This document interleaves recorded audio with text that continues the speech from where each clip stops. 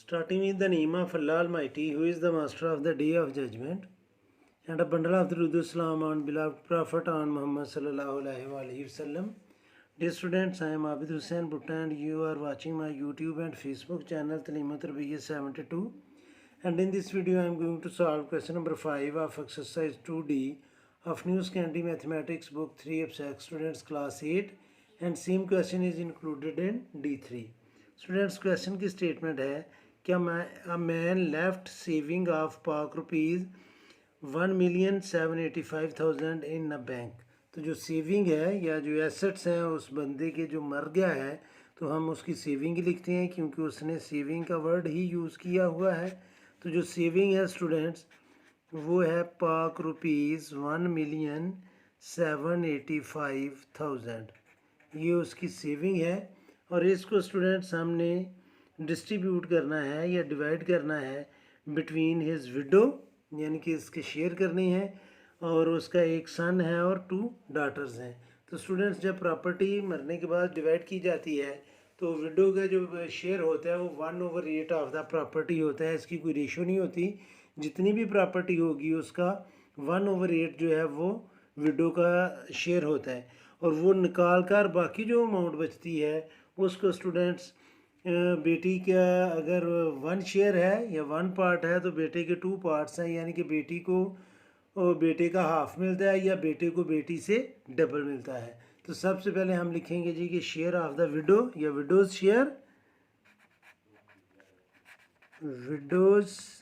Share. तो ये students 1/8 है ऑफ द टोटल अमाउंट 1,785,000। इसका 1/8 जो है वो विडो को मिलेगा। तो अब स्टूडेंट्स हम 1,785,000 को डिवाइड कर लेते हैं स्टूडेंट्स 8 से।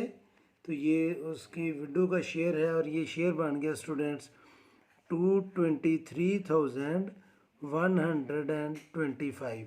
ये उसकी बीवी का शेयर बन गया जो अब विवाह हो चुकी है। तो जो रिमेनिंग अमाउंट है उसको भी हमने डिवाइड करना है। रिमेनिंग अमाउंट, जो बाकी अमाउंट बचेगी उसको स्टूडेंट्स हमने उसकी एक बेटे और 2 बेटियों में उसको इक्वल करना है, वो मैं आपको बाद में बताता हूँ। अब पहले हम रिमेनिंग फाइंड कर लें। 1,785,000 इसमें से हमने माइनस करना है 223,000 और 125 को। तो जब हम इसको माइनस करेंगे तो ये आ जाएगा स्टूडेंट्स 1,561,875। इस अमाउंट को स्टूडेंट्स हमने डिवाइड करना है उसके जो सन है और डाटर्स हैं। तो उसका सन है 1, सन इज इक्वल टू 1, और डाटर जो हैं डाटर्स हैं 2। अब स्टूडेंट्स जो सन और डाटर की रेशो होती है पहले हम उसकी रेशो फाइंड करेंगे। तो मैं इधर लिखूँगा रेशो सन 1 है तो सन के पार्ट होते हैं 2, डाटर 2 है और उनकी रेशो होती है 1। 2:1 के अकॉर्डिंग स्टूडेंट्स जो सेविंग होती है किसी भी बंदे की जो मर जाता है तो वो बेटे के डबल हिस्सा होता है बेटी से। क्योंकि उसका एक बेटा है तो 2 एक दफ़ा लिखा जाएगा और बेटियां 2 हैं तो इसलिए मैं 1 2 टाइम लिखा है। बेटी का शेयर 1 है। अब हम इसको सम कर लेंगे। सम ऑफ रेशो इसको जब हम प्लस करेंगे तो ये आएगा 2 + 1 + 1, तो ये आ गया 4। अब स्टूडेंट्स जो बेटे का बेटे का शेयर है वो तो होगा 2/4 ऑफ दिस अमाउंट, और हर बेटी का जो शेयर है वो 1/4 होगा क्योंकि दोनों बेटियों का सेम है। तो हम एक ही दफ़ा फाइंड कर लेंगे। तो मैं इधर लिखूँगा शेयर ऑफ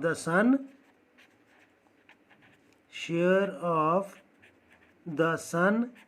तो सन की जो रेशो है वो है स्टूडेंट्स 2 ओवर टोटल रेशो है 4 मल्टीप्लाई बाय जितनी अमाउंट हमने डिवाइड करनी है वो है 1,561,875।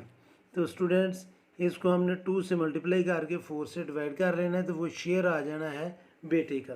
तो हम लिखेंगे स्टूडेंट्स, इसको सिंप्लीफाई भी किया जा सकता है, 2 1 ज़ार 2 और 2 2 ज़ार 4, तो 1,561,875। इसको हमने डिवाइड करना है स्टूडेंट्स 2 से, तो इसका आंसर आ जाएगा जो बेटे का शेयर है 780,937.5, ये शेयर है बेटे का। अब नीचे स्टूडेंट्स हमने लिखना है share of each daughter, share of each daughter, दोनों डॉटर का शेयर सेम है तो हम एक ही फाइंड करके दोनों का उतना ही होगा, तो ये आ जाएगा स्टूडेंट्स,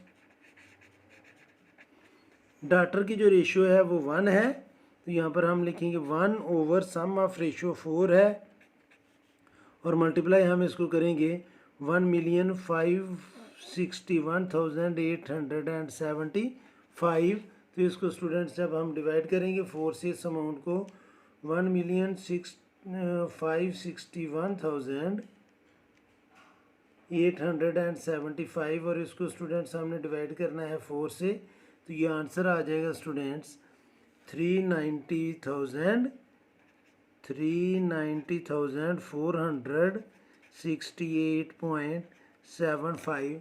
तो ये शेयर है स्टूडेंट्स उसकी दोनों बेटियों का अलग अलग। एक बेटी को भी इतना मिलेगा, दूसरी बेटी को भी इतना मिलेगा, और बेटे को ये 780,937.5 रुपीज़ मिलेंगे, और जो उसकी विडो थी उसको बच्चों मिलेंगे 223,125। तो ये था स्टूडेंट्स क्वेश्चन नंबर 5। उम्मीद है कि आपको इस क्वेश्चन की समझ आ गई होगी। फिर भी अगर कोई कन्फ्यूजन हुई तो आप मुझे इंस्टा पर मैसेज करके हेल्प ले सकते हैं, कोशिश करूँगा कि जल्द से जल्द आपको रिप्लाई करूँ। और आखिर में हमेशा की तरह अल्लाह से दुआ करूँगा कि आप सब हमेशा खुश रहें और ज़िंदगी के हर मैदान में कामयाब हों। आमीन। अल्लाह हाफिज़।